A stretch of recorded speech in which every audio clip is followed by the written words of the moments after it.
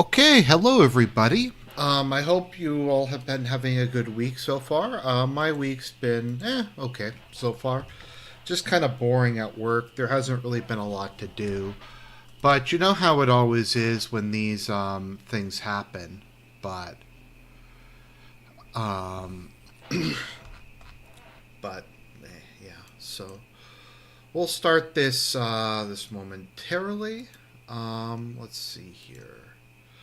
Hopefully chat will work. If chat doesn't work, then chat doesn't work, and I don't know. I have to figure it out. I feel like they've updated it a couple of times. They have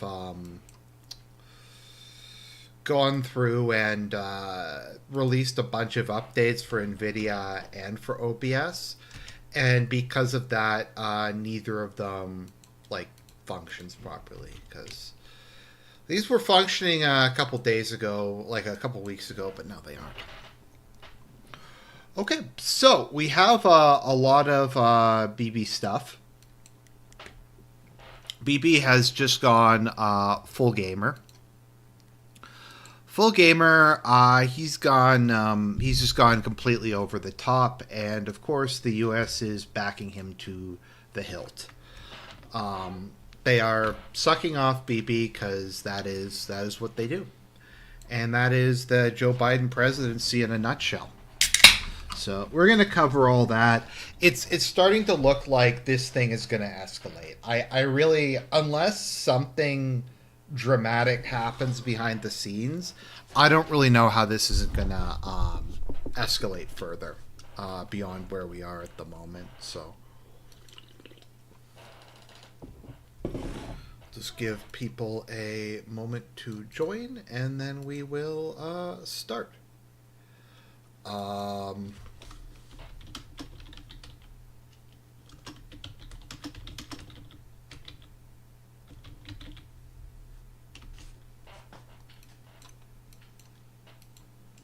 Okay.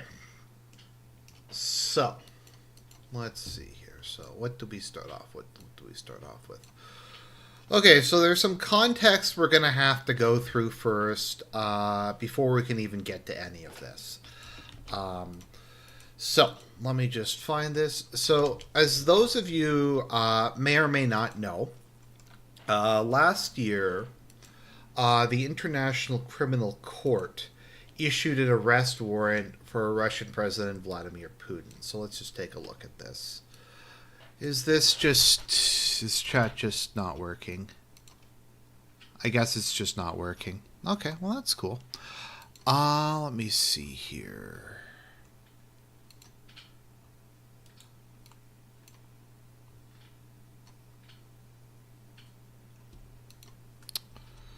Sorry, just give me a moment. It's just been having technical problems. Yeah, so last year the International Criminal Court. Now it's important to keep in mind the International Criminal Court is different than the International Court of Justice. The International Court of Justice is when different states sue one another, and it settles things like boundaries or stuff like that between states and kind of bigger issues. The International Criminal Court indicts people and attempts to try them using international law or however you want to describe it. So let me just see here. Okay. All right. Let me just pop chat up. I don't know. For some reason, it's not showing up. This is great content. Don't worry, ladies and gentlemen. I am a professional. I'm a professional streamer. That's what I do for a living. Where was I again? Yeah, so they issued an arrest warrant against Vladimir Putin. So we will take a look at that in a second. I just want to get chat up. So people who want to call me out on something retarded can do so. Let's see here. Where is it? There we go, live chat. I don't know. It's kind of sucks, but it is what it is. Okay, there we go. So, let's look this up. International Criminal Court. Putin. Okay. So we'll just go with Wikipedia for the moment because I don't want to deal with this. So, the International Criminal Court, following an investigation of war crimes, crimes against humanity, and genocide, the International Criminal Courts issued arrest warrants for Vladimir Putin and the Russian Commissioner of Children's Rights. Ooh, she's kind of a cutie.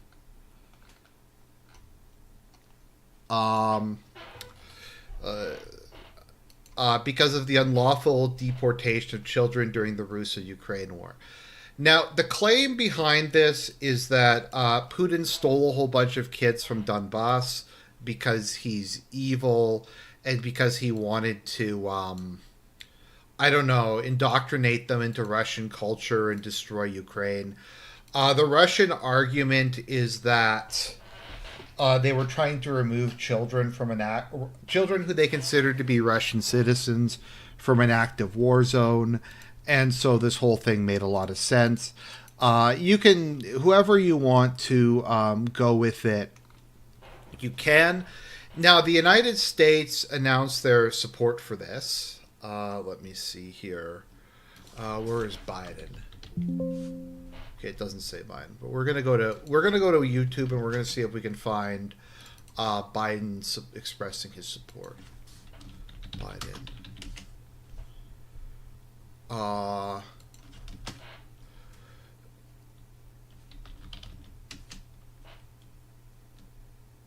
Okay, here we go. What's your reaction to the International Criminal Court issuing an arrest warrant for Vladimir Putin? Well, I think it's justified, but the question is, it's not recognized internationally by us either. But I think it makes a very strong point. Provide information to the ICC for war crimes in Ukraine. He's clearly committed war crimes. Thank you. So he supported it, but keep in mind, America is not a signer to the Rome Statute, which is the commitment to honor the International Criminal Court and its decisions. And actually, the U.S. has a law on the books. Let's see, U.S. ICC. The U.S. Has a law that says, where is it?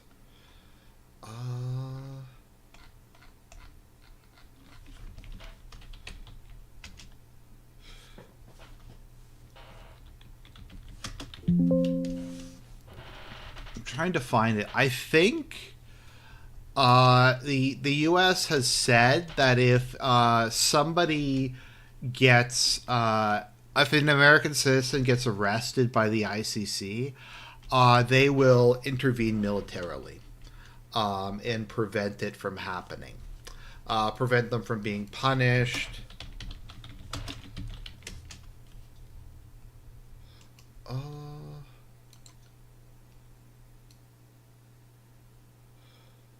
Okay, here we go. The American Service Members Protection Act, bill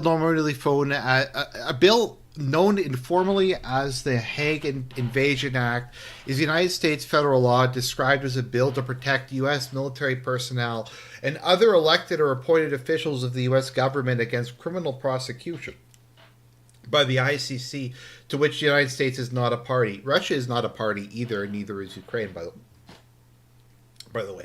I think Ukraine signed but not ratified it. I don't even know what that means. That always comes up, but I don't really get it if that means they're bound by it or not. The text of the act includes the United States gives the presidential power to use all means necessary and appropriate to bring about the release of any U.S. or allied personnel being detained or imprisoned by or on behalf of the request of the International Court. I include this, I believe this includes military. Yep, the Hague Intervention Act allows the president to order U.S. military action. So this came out against Biden. Against Putin. Biden took a massive victory lap. I'm trying to find where it said that. Let's Let's see here. Let's see what the NGOs have to say. Okay, so yeah, I think in the US it was overwhelmingly embraced. Oh, here we go. Oh, this is fucking amazing. Okay, so this is from foreign policy. It's time for the United States to join the ICC. Strengthening international justice isn't just the moral choice, it's also the strategic one. So because they issued the condemnation of Putin, foreign policy, which is kind of like the voice of the elite and the neocons, decided to come out and say that they should join it. And the International Court, Criminal Court, is yeah, okay, sorry, I need to not look at the chat when I'm doing this. Okay, so you know what, I think what I need to do is just periodically stop maybe every 20 minutes or so and look at the chat. So the United States said that they were in favor of joining the ICC. Biden announced his support for the ICC. He said that it's awesome that we're going to help them dealing with Putin. However, the ICC has decided to do the one thing you're not allowed to do. It decided to criticize Putin.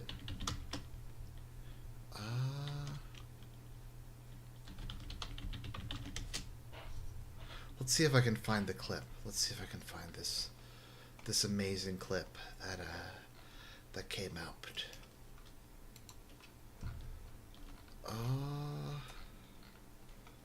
Let's see. I'm just trying to find where it is. There's been a lot of good memes lately. There's been a lot of good memes. Here we go. Okay, let me know if you can hear this properly. The ICC has jurisdiction on this. But the crux of this for the United States is that we do not believe that the ICC has jurisdiction on this. That being said, we work closely with the ICC in a number of key areas. We think that they do important work as it relates to Ukraine, Darfur, Sudan. But again, on this particular instance, they just do not have jurisdiction. But the crux of this for the United States is that we do not believe that the ICC has jurisdiction on this. That being said, we work closely with the ICC in a number of key areas. We think that they do important work as it relates to Ukraine, Darfur, Sudan. But again, on this particular instance, they just do not have jurisdiction. So, yeah, they have jurisdiction over Russia. They have jurisdiction over random African countries. But they don't have jurisdiction over Israel. And they don't have jurisdiction over Bibi Netanyahu. They can't come out against our boy Bibi. Israel cannot be criticized by international organizations.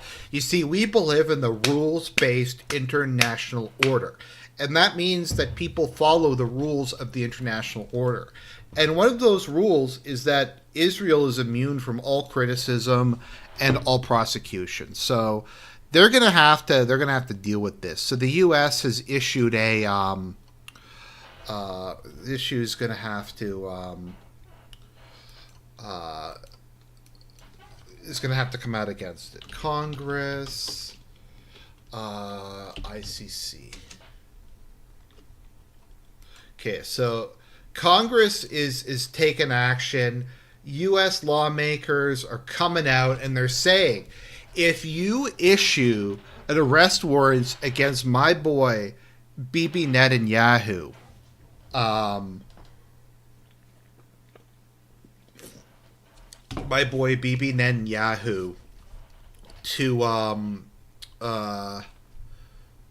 to deal. I have to really stop looking at the chat. Okay, I'll look at it later after we're done this part of the story. Let's see here. Yeah, so U.S. lawmakers, Netanyahu has told them that that they're going to. Okay, let's see here. They're going to take action. I'm just trying to find where it is. I had the article. Let me just see if I can find it. Where are we?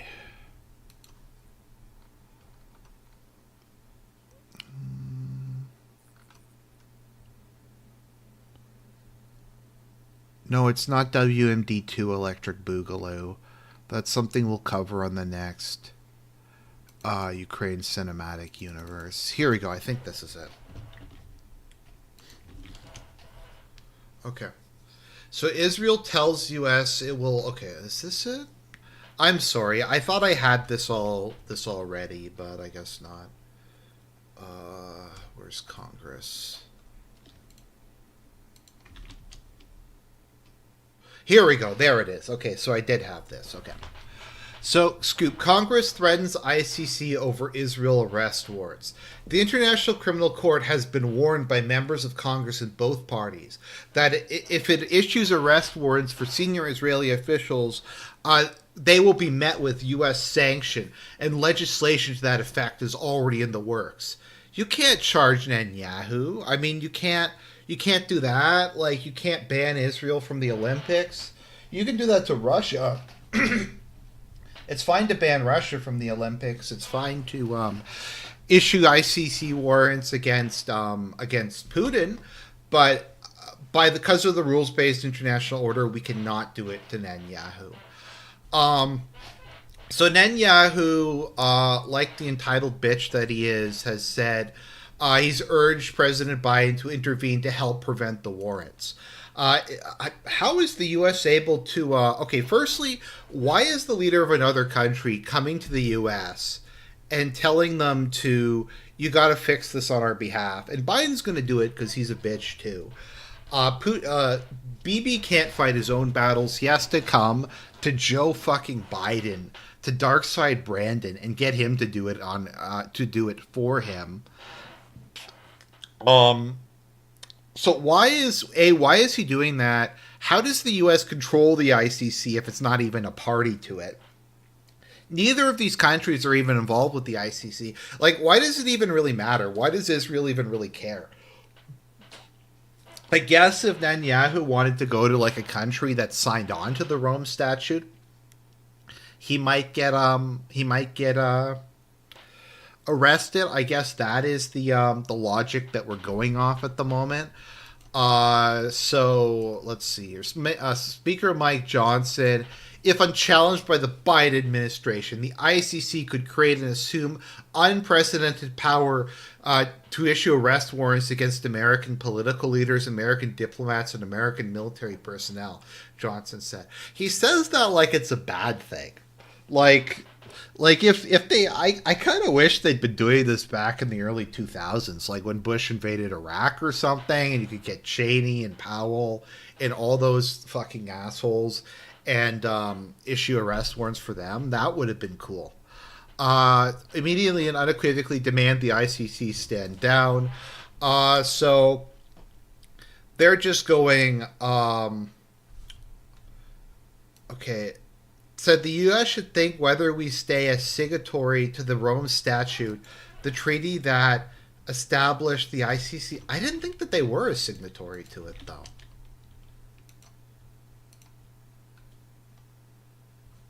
I don't think the U.S. is. No, the U.S. is not part of the ICC, so I don't even know what they're talking about. The U.S. is not as initially signed on, but then withdrew from it. So it's they're not even like I don't even really get it. So I'm just trying to find where if it says when the U.S. withdrew.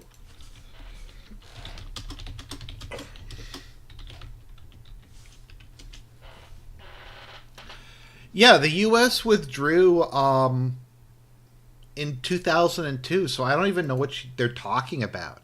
Whether we stay a signatory, but they aren't a signatory. I don't know. I don't know if maybe the person's just retarded. That's certainly possible. We have to think about talking to some of these countries that have ratified the treaty as to whether they want to support this organization. If you don't pay us protection money, we're going to break your thumbs. So...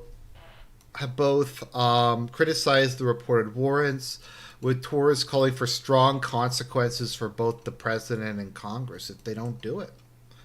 So they're going to have to do it, guys. They're going to have to intervene on behalf of Israel. We have to go and save Israel. Israel can't face the consequences of its actions, stuff like that. So here's the thing that I have to say about this. So I want you guys to keep in mind that sometimes when I do these, I talk about stuff, I'm doing analysis. It's not really my personal opinion. In my personal opinion, I think that the idea that the UN can form their own international criminal court that can just issue arrest warrants against people is retarded, and it shouldn't exist, and it's it's just dumb. It's just politicized. Like the fact that it issued an arrest warrant against Putin, but not it hadn't against Bibi. It didn't issue one against Bush when he invaded Iraq. It didn't issue one against Obama when he invaded Libya. It's just an extremely biased, politicized thing, and I don't think the international community has the right to impose criminal charges on someone. That being said, if you're going to come out and talk about how awesome it is and do articles like it's time for us to join the ICC, and say like the ICC is amazing and awesome and stuff like that, then I don't know. I feel like it's more the hypocrisy angle, and it's this insistence on the rules-based international order where everyone has to abide by international law and stuff like that, and then they just immediately go back on it. And it's always related to Israel. It's always emergency on Sector 7. But Netanyahu, he's gonna go all in. Netanyahu is gonna resolve this. The Israeli government warned the Biden administration that if the ICC issues arrest warrants against Israeli leaders, it will take retaliatory action against the Palestinian Authority that could lead to its collapse. Two Israeli and U.S. officials said. Now, my understanding is Axios is closely associated with the Biden administration and gets a lot of people from it who comes in. So so Israeli officials have grown increasingly concerned over the last 2 weeks that the ICC is preparing to issue arrest warrants for Netanyahu and Defense Minister Yoav Gallant, an Israeli forces chief of staff, but not Ben Gvir, not the Jewish supervillain himself. I guess not. So Israel is pissed off about this. Once again, I don't really get how it affects them because they're not a signatory to the Rome Statute. I guess the countries that are signatory to the Rome Statute might hurt relations with them. So basically what Israel's saying is that other countries don't have the right to sign on to treaties and then abide by the treaties if those treaties might negatively impact Israel. I guess that is Netanyahu's position, something like that. By the way, if anybody cares, I do strongly support the Geneva Convention. I think the Geneva Convention was very reasonable at curbing some of the worst excesses of war, so I do support that. I just think the idea that you can make an international, it doesn't even make any sense, and it's just going to be used to arrest based people or whatever. So one possible action could be to freeze the transfers of tax revenues Israel collects for the Palestinian Authority. Without these funds, the Palestinian Authority would be bankrupt. So I like how they just throw that out there, that Israel collects tax revenue on behalf of the Palestinian Authority. I'm sure that is a transparent system where there is no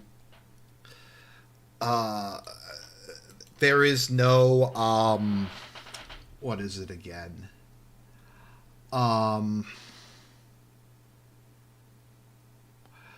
none of that skimmed off the top. I'm sure all that goes to it. Also, it's kind of funny that Israel's like the money changer for the Palestinians because they aren't. I guess they aren't allowed to collect their own tax revenue from their own people in their own territories. So Israel does it on their behalf, and they're just gonna deny them access to their tax revenue. Um, they will punish the Palestinian Authority. I'd imagine they'll probably invade the West Bank. And do stuff like that, and just destroy everything. Israel retaliate against the Palestinian Authority. So yeah, that's gonna go well.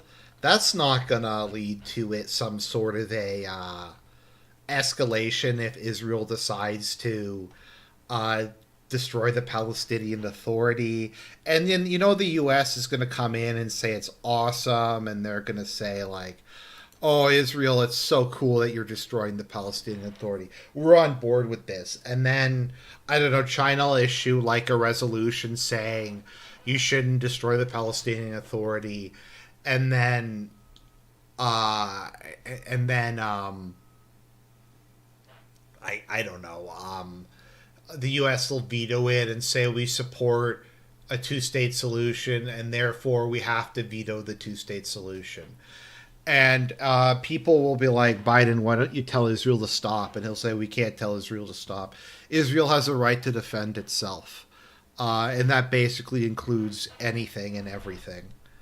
So that's the plan. Now, I've been trying to figure out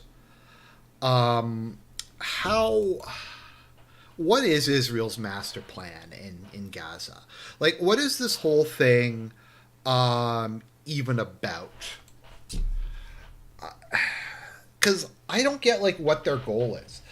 They claim the goal is to destroy Hamas, and I don't think it's possible to destroy Hamas, because a lot of the Hamas leadership is living elsewhere, and it's a decentralized organization, so I don't think it's technically possible for anybody to destroy Hamas. So I thought maybe the goal was just to ethnically cleanse Gaza, and the idea was just to destroy everything and drive them into Egypt and kind of have a reverse of the Exodus. But it doesn't look like they're doing that. I mean, Netanyahu was talking about resettling them in the Congo or something. It doesn't look like that's happening either. It doesn't look like they're getting driven into Jordan. It doesn't even look like they're going to try to just exterminate them. So somebody who a friend of mine said he thinks that this whole thing is just to humiliate the Palestinian people so deeply and so profoundly that they know that they're beaten and that they'll never try to do anything once again. And that is the goal, and that this is a punitive expedition, and this isn't really about a strategic goal beyond trying to break the will of the Palestinian people. Is what it is. So I think that might be the case. Otherwise, I don't really know. Unless they honestly think that somehow they're going to destroy Hamas.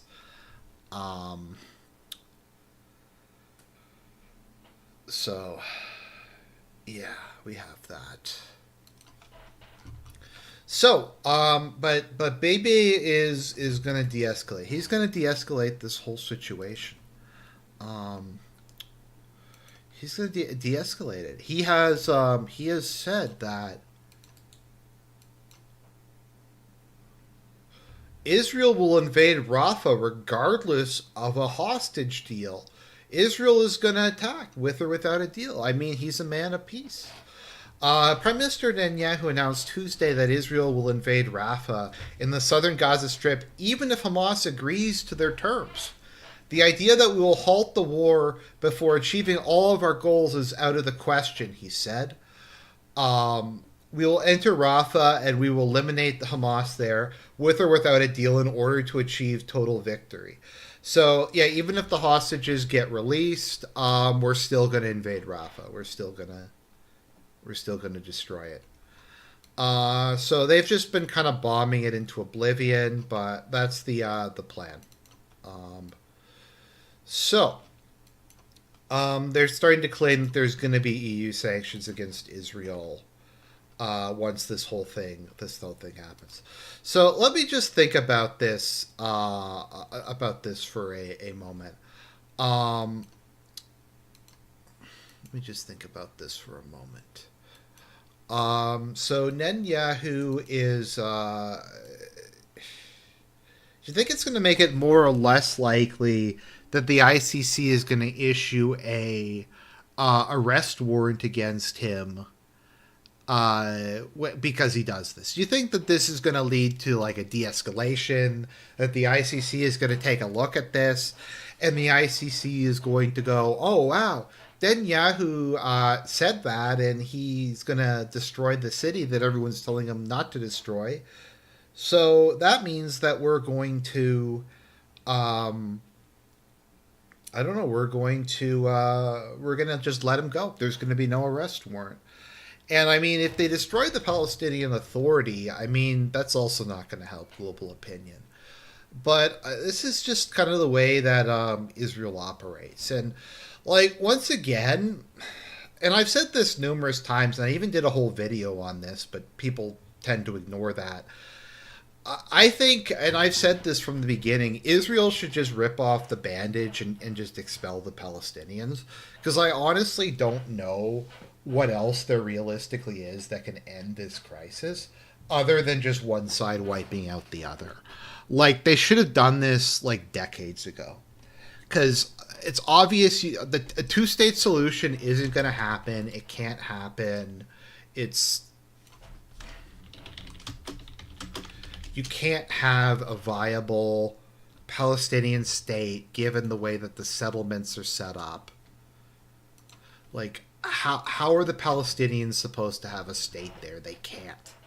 Like, it's just, it's a mess. Like, their territory is not even contiguous. So that's not going to happen. Gaza and West Bank aren't even connected to each other. They're ruled by different regimes. So, but the thing is, like, they never just go all the way. They do stuff like this that just seems like it's there to,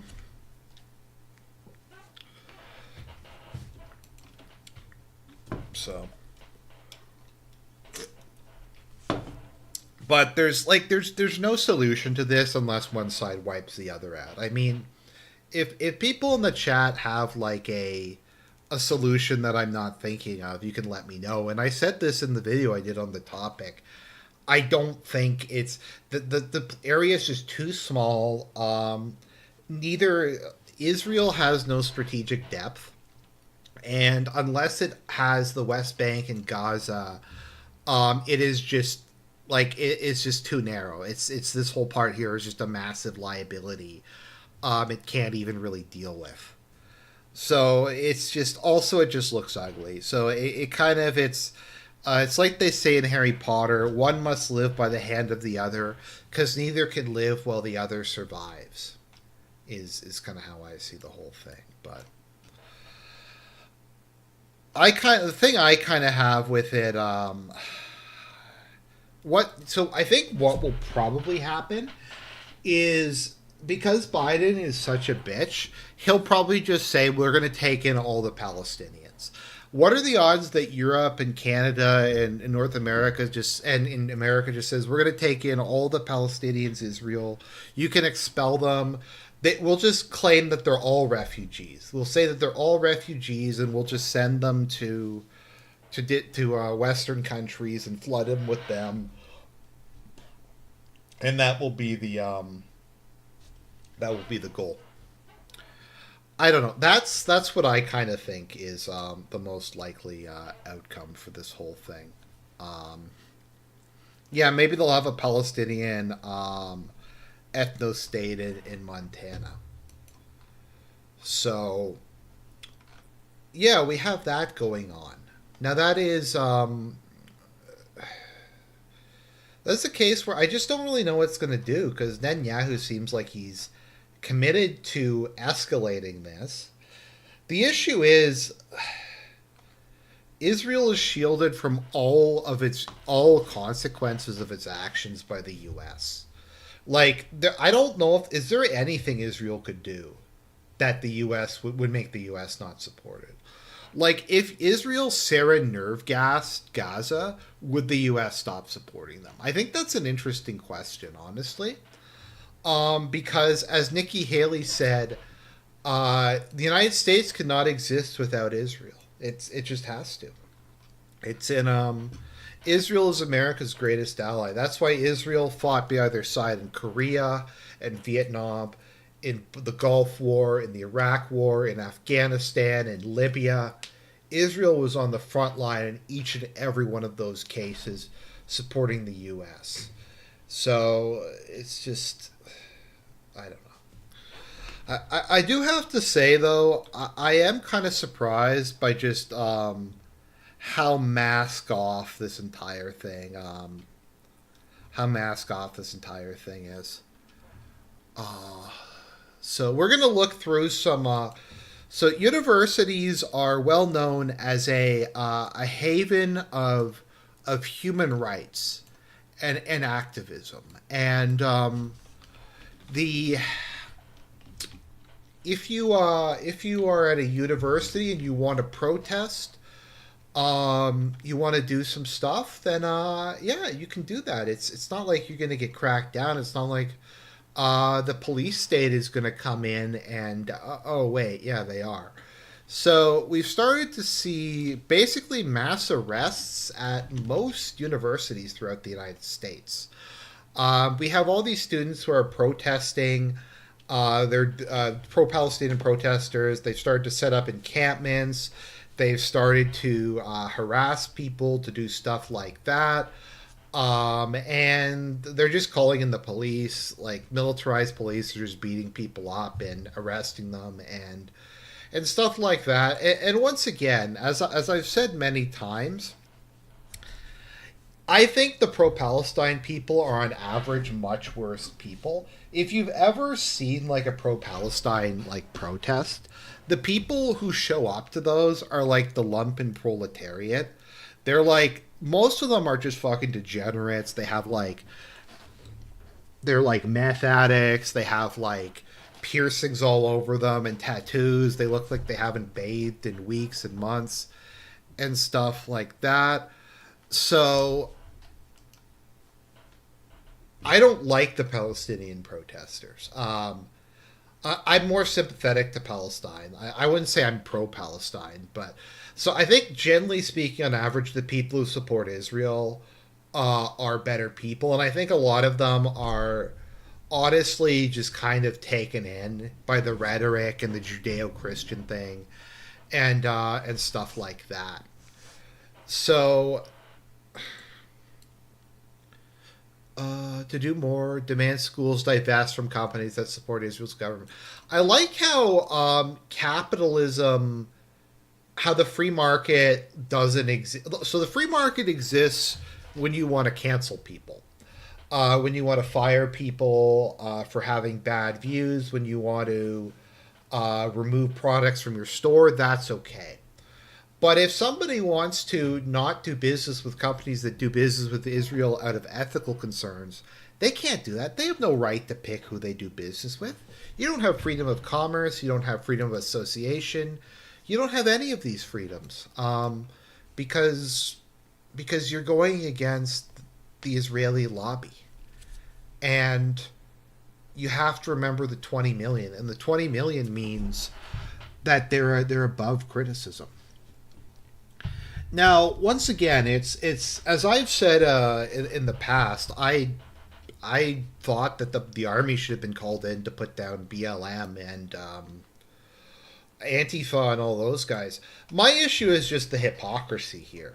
It's very, the expression "nose is exposed." It's just very telling that they were able to set up like their own autonomous they were able to set up the Chaz and declare independence from America, basically. And there was like that rapper Warlord and all that other insane stuff happened in the Chaz, and there was rioting and burning and looting, and Minneapolis voted to abolish its police department. And the police were like, the ruling class was okay with that. But you have people who are relatively as far as I can determine, less violent. I mean, once again, people I don't think understand the difference between analysis and my personal opinion. I don't think people should be permitted to do that. I think a lot of these people, I'm not going to say that on YouTube, but if we're going to, like, say BLM has the right to riot and burn shit and occupy public spaces, then I don't know. I feel like these guys should have the right to do it too. It's just because it's inconvenient. It's because, and I think there's, that whole, like, think of who you're not allowed to criticize, and they're the people who rule you. Immediately once this started, it went full on, shut it down. We can't let anybody, like, say anything. We have to pass more hate speech laws. We have to do all this other stuff and stuff like that. It's just the degree to which the crackdown that is happening all across the U.S. and Canada against anti-war protesters is just kind of fascinating to me. I can't really recall the closest thing I can recall to a crackdown on protesting of this magnitude was after Charlottesville, where they just cracked down on, like, all the Q boomers and stuff like that. And those people. So they were cracking down on those people, but no, police arrest more than 24 pro-Palestinian protesters. So let's see here.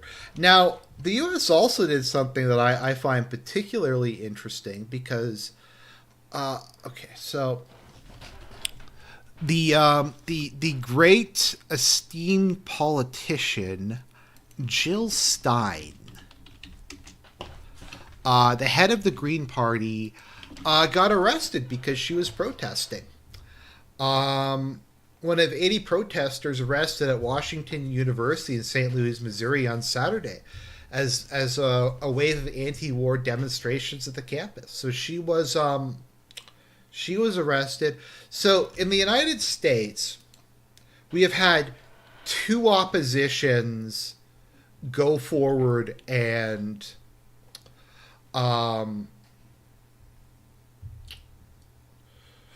the Palestinians go forward to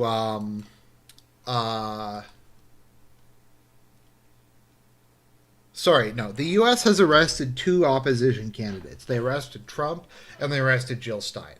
So can you imagine if Putin arrested a anti-war protester who was an anti-war opposition candidate in Russia? Can you imagine what would happen? They would be calling for regime change. There would be sanctions. You'd have the usual suspects calling for, like, war with Russia and stuff like that. But they're just going to arrest an opposition leader. And I don't like Jill Stein. I don't like the Green Party. But the point is, like, if we're gonna play this whole, like, we live in a free society thing and democracy, and I'm supposed to hate Putin because he jails political opponents and all this stuff, and, like, Bukele's evil because he's violating human rights, like, you just can't do stuff like this. It's just really bad optics, to be honest. And that's kind of the whole deal with the whole Israel thing. Like, I don't even really care about what Israel does per se, but the U.S. is so psychotically in support of them that they will do anything. It doesn't matter how much they have to pay for it in the international stage. They will sacrifice, like, every last American, every last dollar, stuff like that, to go ahead and do it. So they will. Yeah, every last American they will sacrifice for Israel. If Israel did use atomics, the U.S. would probably defend it. That's just kind of the way they are at this point in time, and it's really sad, but that's just kind of the way it is. Now, the question is, will Israel use atomics at some point? I don't know. Like, we're spiraling out of control here. And I don't know what's going to happen with Iran. Maybe at some point, if Iran does another attack, Israel wind up using nukes. I don't know. Maybe that's true. Maybe Israel could have done it. Okay, so let's take a look at the chat. I'm just going to go up to the top and read through what people are saying. Why do you spend so much time LARPing about U.S. politics when your own country is becoming a third world country for the middle class? People always, what do you want me to say, Froggy? What do you want me to say about Canada that I haven't said? I said Canada is shitty. I said this country's fucked. I said Poilievre isn't going to change anything. I've gave Justo won multiple RG awards, including a Lifetime Achievement Award. What do you want me to say about it? Okay, Canada is also... Well, it's not that Canada is boring. It's Canada is depressing. Like, the Israeli invasion of Gaza is substantially less depressing than Canada. Like, the Sudanese genocide is substantially less depressing. Yeah, Alispi Indian Fruit is a spokesman for the U.S. Arjun should just come out and say he hates Jews instead of dancing around it all the time. Whoa, buddy, that is some harsh language there. It's just like, say something that'll get you banned from YouTube so I can report the video. I mean, he's representing what the modern USA is. What will retaliation against the UN even look like?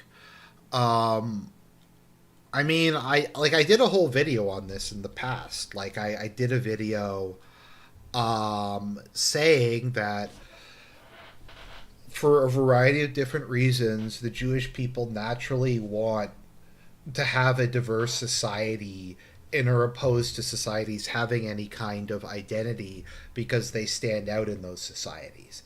And this isn't getting into any like particular conspiracy theories. It's they naturally, by virtue of being a visible minority, want to create a society in which there are multiple visible minorities so they don't stand out as much. And I think that that's pretty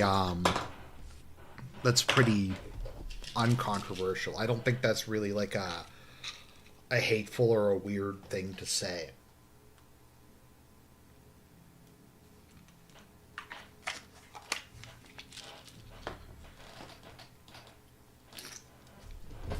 So, and it's the same thing kind of for any sort of social standard is you have to oppose like traditional marriage, you have to oppose gender roles. All these things have to be broken down so that they don't stand out as much. Is how I interpret it, at least. Anyways, like I said, I have to be very careful what I say about this question.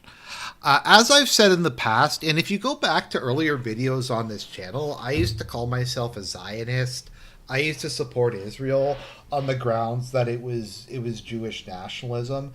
And I just said, look, we're in and this is what I used to say, we are in a mutually abusive relationship between Christians and Jews. So Jews can have Israel. They can go there. They have their powerful military. And we have our countries. But the thing is, I've kind of realized that'll never happen. They just will never leave us alone. The fact that like they're bat phoning America in to stop the ICC from criticizing them is, I think, an example of that. Let's see here. What else do we have here?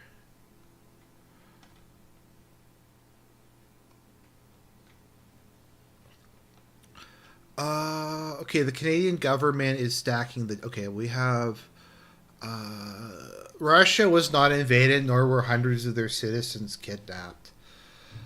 I mean, and I've said this too, like, if the UN banned both Russia and Israel, then, like, that's fair. Oh, sorry, if the Olympics banned both Russia and Israel, like... If they just wanted to have a general policy that countries that are at war are not participating in the Olympics, that would be fine with me. My issue, as I've said, is not necessarily even that. It's the hypocrisy and it's the optics of it. The optics of Belarus is banned from the Olympics when Belarus isn't even a direct party to the war. Belarus let Russia use their territory.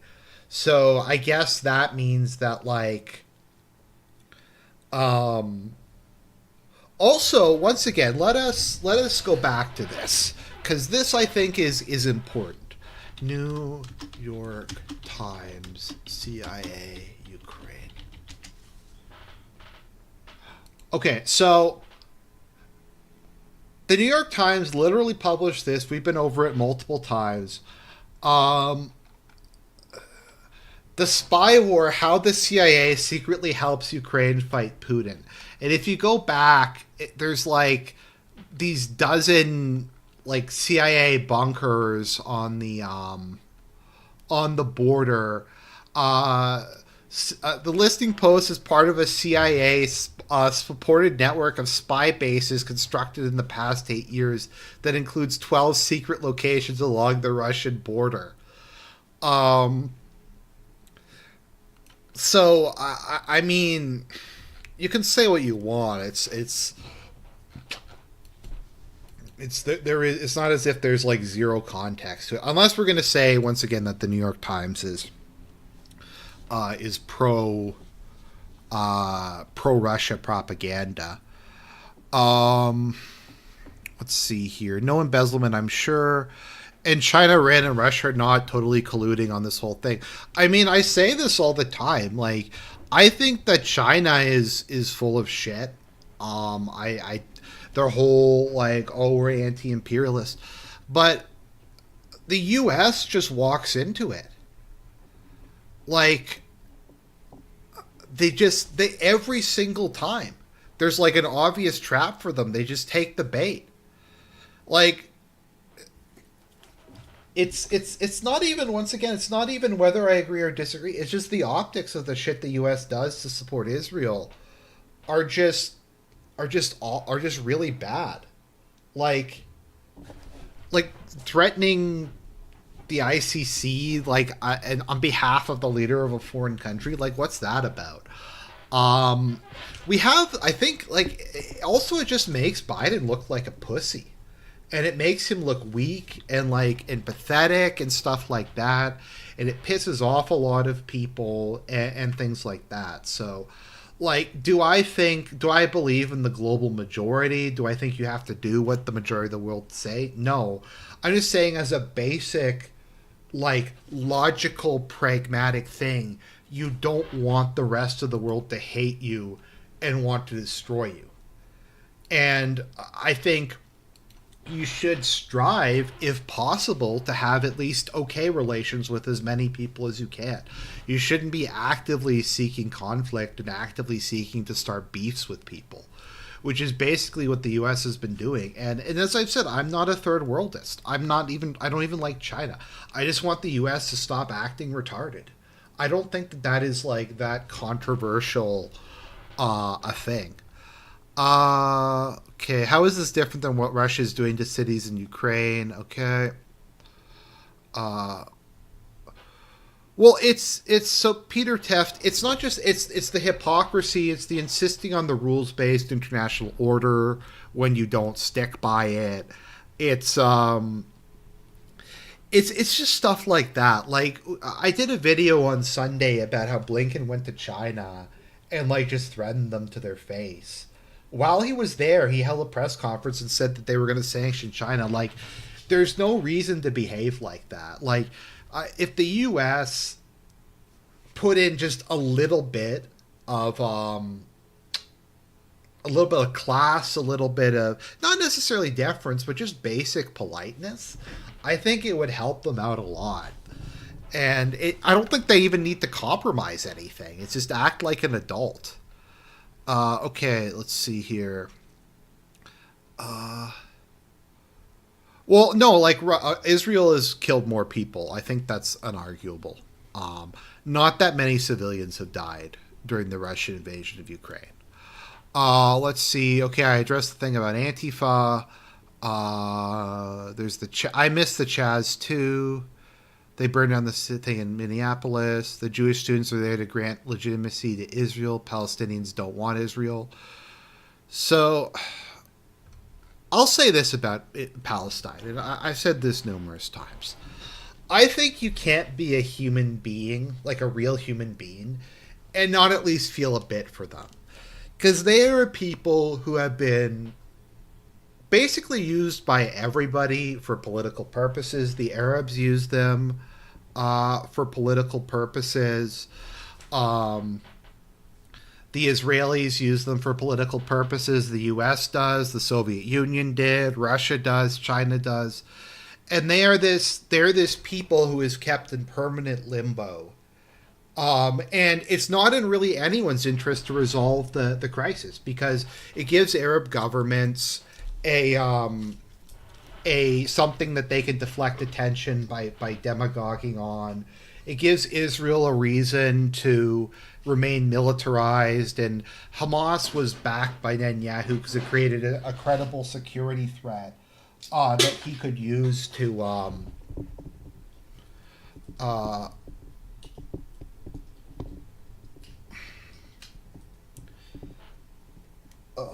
security threat. But and the U.S., it, like, once again, it can be used as some sort of a weird like bludgeon, and it was part of like the whole Cold War politics. But the point is, I don't think you can help but feel sorry for them to a certain extent, because yeah, everybody basically used them. Like, the other Arabs don't give a shit about them. The Arab street does, the Arab governments I don't give a shit about them. I think is true. And I've said many times, Palestine is a UN-sponsored death call, but they do live under constant military occupation, either directly or indirectly. They have no sovereignty. Israel can just attack them whenever they want. Kind of like how they can just attack Lebanon or Syria or whatever country they feel, or Iraq or whatever country they feel like whenever they want, because that's part of the rules-based international order. But it's,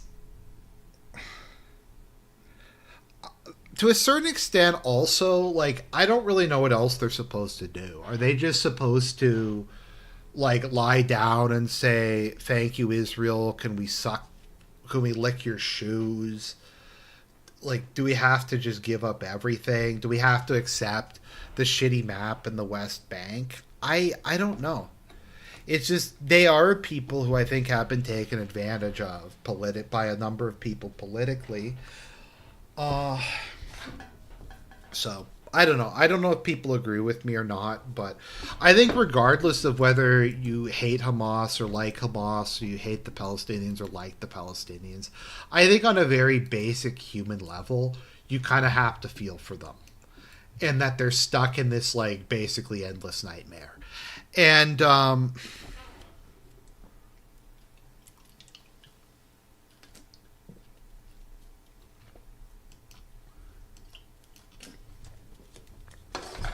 I can't really blame them for getting twisted and getting pissed off, because you are basically humiliated all day, every day.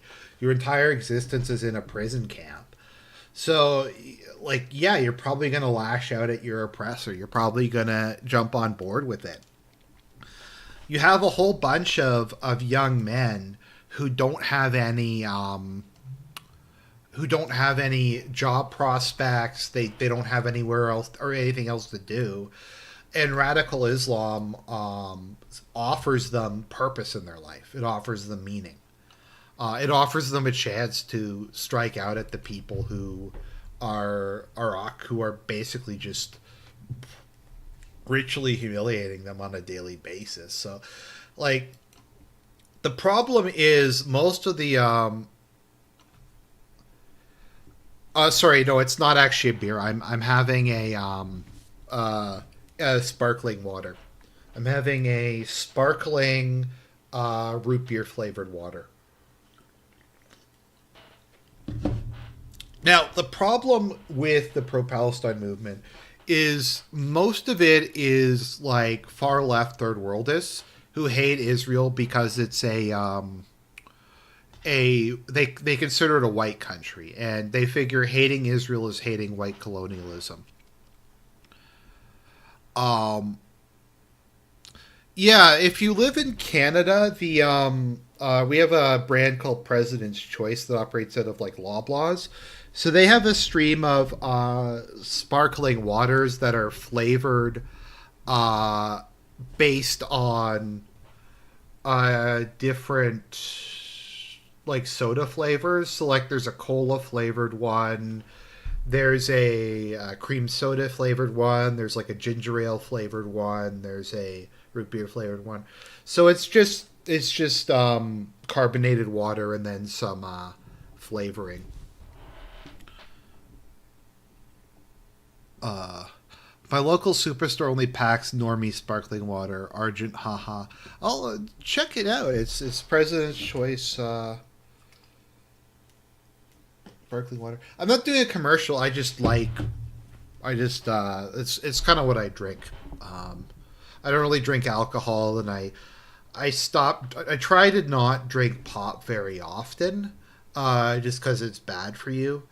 Even like the diet stuff, is the aspartame is not good. So, yeah.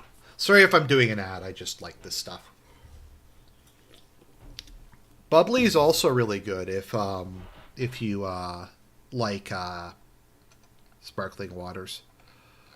I mean, I like President's Choice. I use their grocery ordering service actually, so and that works pretty good. Well, I looked it up. It doesn't, I think, actually cause much. So from my understanding, sparkling water doesn't cause tooth damage, any like significant amount compared to just about anything else. It gives me something fizzy that it doesn't, so I don't feel like drinking Coke. So that I think is most of it. We have some UCU stuff that we will cover next time. Now, some people were posting about my comment on the F-35. So I try to respond, and you might say I'm overly sensitive or whatever. That's fair enough, I suppose. But to criticisms that I think are valid. I think if somebody...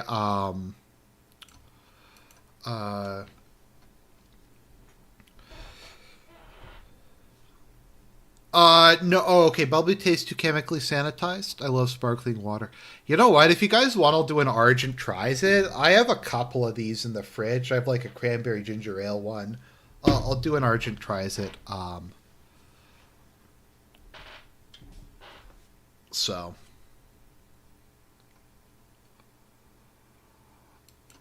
Okay. All right, so the F-35. So I try to respond if I think people offer me legitimate criticism. So somebody I think made a decent point.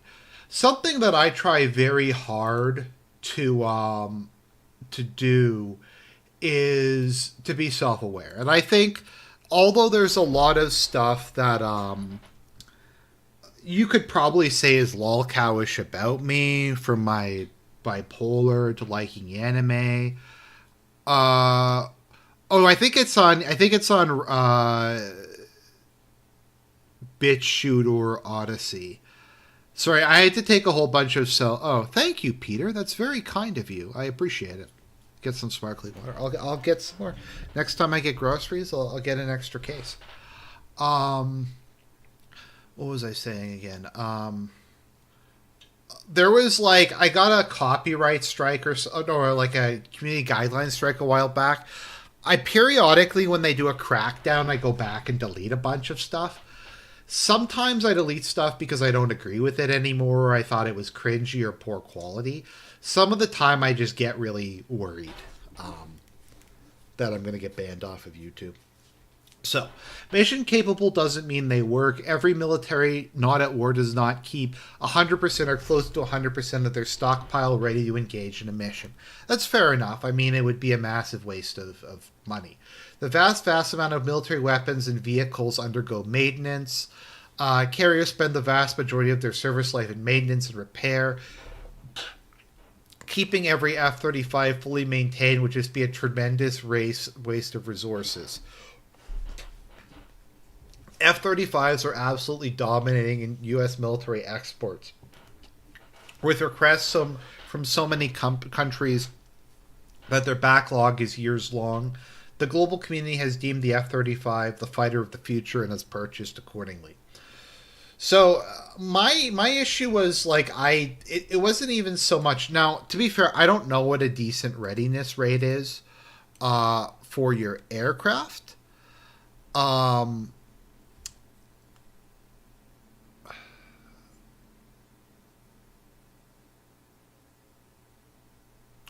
we're buying F-35s. They announced that they're buying a whole bunch of them. So I don't know what a normal readiness rate is for aircraft. So maybe 29% is good. Maybe it isn't. It does seem pretty low. I do think that this was a cope. It's a complex airframe, and again, there's a number of reasons why a platform could not be operational at any one given time. But how many said that it probably is one of the best aircraft in the inventory. So, yeah. If it's not mission capable, we continue to work to make sure we can get our aircraft operational. Continue to. Now, regardless of that, from my understanding, it is actually a mess. And this whole thing it's one of those things that's become so heavily politicized. I honestly don't know if the F-35 is as bad as people say. Because some people say it's a complete piece of shit that is just like the whole thing was just a massive waste of money. It doesn't work. It doesn't fulfill the need it was for. It created all kinds of extra problems. It's ruinously expensive to build and maintain. And some people say it's really good. It's revolutionary. It's the best jet fighter of its generation, and it's the fighter of the future. There's also always disagreement as to the quality of Russian fighters versus American fighters, or you also have French ones and stuff like that. So we have all of these different opinions on it. Now, my general guess, the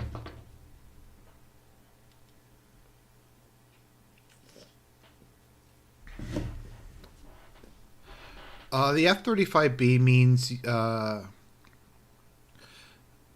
Japanese helicopter carriers become capable of flying supersonic jets. So my guess is, and it's probably somewhere in the middle. Is the F-35 probably revolutionary, have all kinds of incredible technologies in it? Yeah, I'm sure it does. I mean, if you spend enough money on something. Was it a extremely inefficient use of resources? Did defense contractors milk the federal government for hundreds of billions of dollars that they didn't need? Did they deliberately make it so it required all kinds of extra maintenance? Because my understanding is Boeing made the thing, but then also has the maintenance contract, which creates a moral hazard if you're wanting to make something that requires a lot of maintenance so you can bill for more maintenance. So they're probably both true. Is it unreliable? It probably is. Something we've seen pretty consistently in the Ukraine war is that Western equipment is substantially less durable and there's less of it. Western equipment is primarily designed to have maximum performance for short periods of time against a non-peer enemy. So, like, a lot of the stuff, might be fancier, like the artillery might be a bit more accurate, some of the things might be better, but it's mostly designed just to be used for short periods in controlled settings against Iraq or Afghanistan or Libya or other countries like that. It's not really built for sustained war of attrition. So, I don't know. Maybe that's like a big-brained centrist position on it.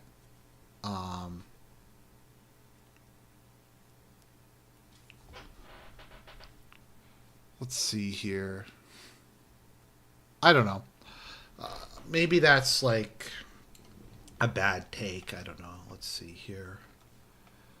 Also, I never know, like, I never know. Completely lost my train of thought there. But anyways, thank you everybody for joining me. God bless. I hope you all have a great evening. And I'll do UCU at some point in time. But for now, just have a great weekend.